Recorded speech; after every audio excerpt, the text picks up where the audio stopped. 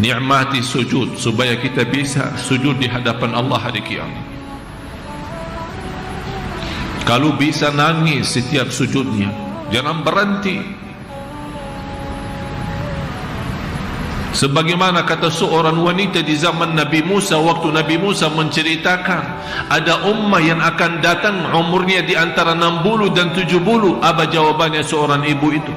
Saya akan habiskan 60-70 umurku itu untuk hanya bersujud karena Allah. 60 dia mau habiskan dalam sujud. Malah saya heran, orang lagi salat menghadapi Allah, begitu turunkan kepala, belum sambil menuntuh sajadahnya sudah bangun lagi. Belum menuntuh sajadah dan karpetnya sudah bangun lagi. Seolah-olah dia takut terkotor mukanya, takut gatal wajahnya. Padahal Allah menunggu bisikan doa di saat sujud. Oleh karena itu Rasulullah SAW bersabda di hadis sahih, aqrabu, karena kondisi sujud di dalam salat menjadi yang teragung. Jadi yang teragung di antara berdiri, ruku', duduk, tahiyat, di antara dalam salat yang teragung, yang termulia adalah sujud. Oleh karena itu kata Rasulullah SAW, karena sujud itu agung, kesempatan kita menjadi posisi terdekat kepada Allah, kata Rasulullah, man isi banyak doa. Kenapa isi banyak doa hanya di sujud? Tidak boleh sujud apa doa dalam rukuk. Tidak boleh doa dalam rukuk. Kenapa di dalam sujud? Karena kita sudah bersedia merindahkan wajah kita yang mulia, yang menjadi pandangan yang dilihat oleh miliaran manusia di mana saja kita berada, dan selalu kita jaga kebersihannya. Kita ikhlas dan bersedia merindahkan, menghinakan karena Allah Subhanahu wa taala, dan menaruh bisa jadi tempat sujud kita belum tentu tempat bersih, belum tentu sajadahnya wangi, bisa jadi di basir, bisa jadi di tanah, bisa jadi di atas aspal, bisa jadi di atas lantai, belum tentu bersih, belum tentu bisa tahan panasnya, belum tentu bisa tahan kalau ada bau-bau yang tidak enak. Tapi kita merasa semua ini tidak ada arti karena kita sudah ikhlas dari awalnya bersujud lillah, dan saya mau nikmati lezat sujud itu. Oleh karena itu diberikan kesempatan, kalau sudah mulai menikmati rasa sujud karena Allah, berbanyaklah doa. Karena doa di dalam sujud, anda dalam kesempatan terdekat kepada Allah, berdoalah di situ. Doa di antara doa itu, ya Allah, bersoalan saya yang engkau tahu, yang sudah saya sembunyikan dari mata-mata manusia, tapi engkau hanya yang maha melihat. Ya Allah, maafkan, jangan sampai persoalan itu terbongkar nanti di hari kemudian. Minta Allah menutupi ini dalam sujud, supaya kita tidak mengangkat kepala dari sujud. Oleh karena itu hikmahnya 2 kali sujud. Begitu kita belum puas, begitu kita sudah mulai muncul rasa lezatnya sujud, Allah kasih kesempatan, jangan takut, masih mau nikmat ya, sujud lagi. Subhanallah, tertumpah semua masalah dan semua kotoran, semua soalan dalam sujud. Oleh karena itu bahagia seorang yang begitu angkat kepala dari sujud yang kedua, malah mukanya sudah mulai bersinar. Coba lihat rakaat yang kedua bagaimana, sungguh nikmat.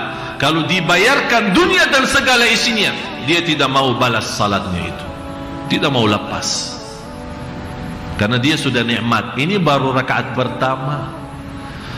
Apalagi Bapak Ibu kalau sujud itu di malam hari,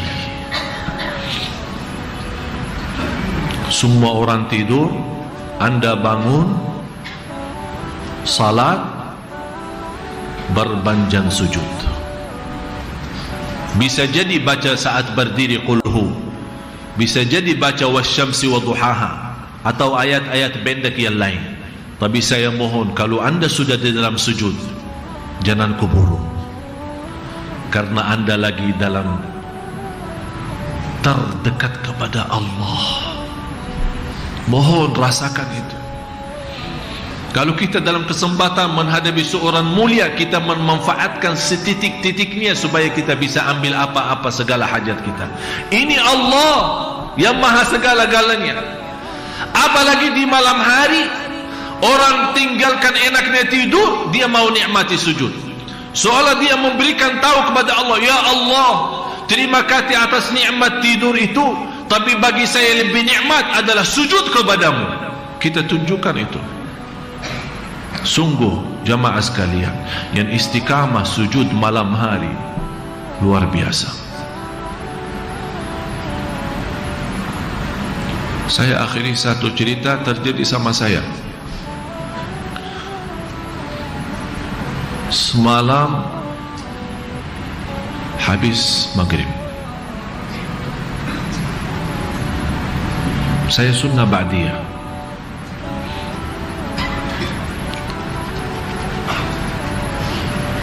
Tiba-tiba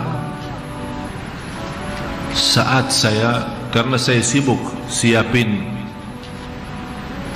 bersiapan ceramah ciri-ciri hari kiamat, begitu saya di sunnah ba'diyah sujud, saya tidak merasa diri. Yang terbayang selama sujud hanya hari kiamat. Dan saya di saat itu merasa diri ini dari dalam sujud, merasa diri di hadapan Allah, dan Allah buka buku amal. Sungguh jamaah sekalian, kalau bukan kita menceritakan, menjadi pelajaran bagi bapak ibu, bukan karena saya takut ria atau apa, tapi sungguh sujud itu lazatnya luar biasa. Ternyata selama ini belum kita mampu menikmati sujud. Terasa hati tenang begitu salam dari salat, nikmat, sudah tidak mau keluar dari masjid lagi, sudah tidak mau berhenti salat lagi. Itu yang saya mohon dan harapkan bisa setiap sujud kita rasakan itu. Bukan hanya sekali-kali, setiap salat kita rasakan nikmat itu. Sungguh lebih nikmat jauh daripada kekayaan dunia, daripada kemuliaan dunia. Itu sujudnya luar biasa. Jangan sampai kita terjadi orang yang nanti di hadapan Allah diperintahkan sujud karena Allah, malah tidak bisa sujud. Doa makbul dalam sujud. Dan pernah kita bahas di surat Az-Zumar, salah satu rahasia ilmu orang yang senantiasa bersujud kepada Allah, langsung transferannya ilmu dari Allah SWT.